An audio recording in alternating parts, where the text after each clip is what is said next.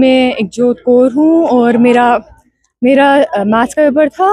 It was okay मतलब हमारी 3 series थी डिफरेंट एंड सारी मेरे को सारों का तो नहीं पता बट मेरी सीरीज अच्छी थी और उतनी टफ नहीं थी, इजी थी, तो a student can do it.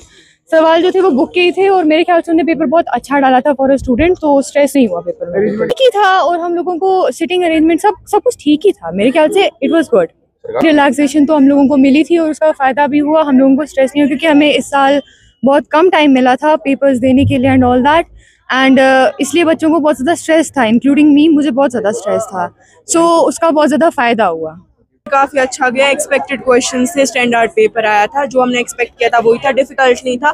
जिसने पढ़ा था उसके लिए बहुत अच्छा पेपर। 15% की रिलैक्सेशन थी। हमने देखा इस साल काफ़ी ज़्यादा प्रॉब्लम्स हुई, जैसे फ्लड वगैरह, वॉर हुआ, तो उसकी वजह से हमें 15% रिलैक्सेशन मिली। तो हमने काफ़ी अच्छा पेपर किया। हमें अटेम्प्ट 68 मार्क्स करने थे, वो हमने अच्छे से। वैसे हमारा पूरा विंटर ज़ाया हो जाता था एक ही क्लास के पीछे, तो ये सेशन काफ़ी बेटर था। हाँ, सब कुछ अच्छा था, इन्विजिलेटर सब कुछ बहुत अच्छा था और हमारा पेपर बहुत अच्छा हुआ। मेरा नाम हिब्बा है, मैं कॉन्वेंट में पढ़ती हूँ और पहला पेपर बहुत इजी था, लेंथी भी था, लेकिन 15% रिडक्शन थी, तो उसकी वजह से हम लोगों को खाली 68 अटैम्प्ट करने थे, जो बहुत इजी थे और मोस्टली टेक्सचुअल क्वेश्चंस ही थे।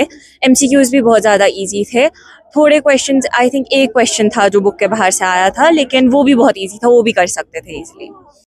पहला पेपर था तो बहुत ज़्यादा स्ट्रेस था कि पता नहीं क्या होगा, कैसे होगा, लेकिन उसके बाद जैसे अंदर गए तो फिर वो थोड़ा काम डाउन हो गए और फिर पेपर देखा तो इजी था, तो ज़्यादा स्ट्रेस नहीं था लिखते लिखते।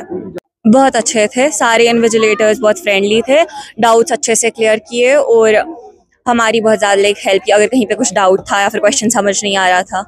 प्रिपरेशन तो उनके लिए भी अच्छी करनी है, वो बाकी भी टफ है। अब साइंस है, SST वगैरह।